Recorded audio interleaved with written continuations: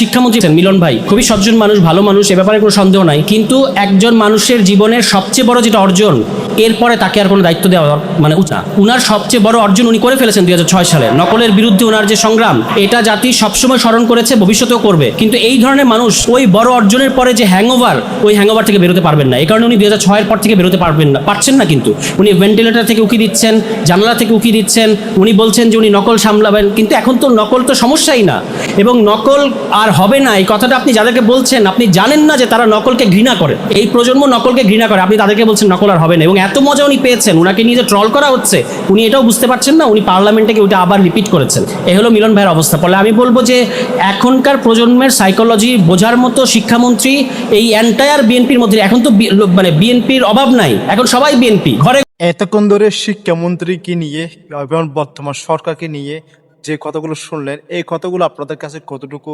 গ্রহণযোগ্য মনে হয়েছে অবশ্যই মন্তব্য জানিয়ে যাবেন কমেন্ট বক্সে।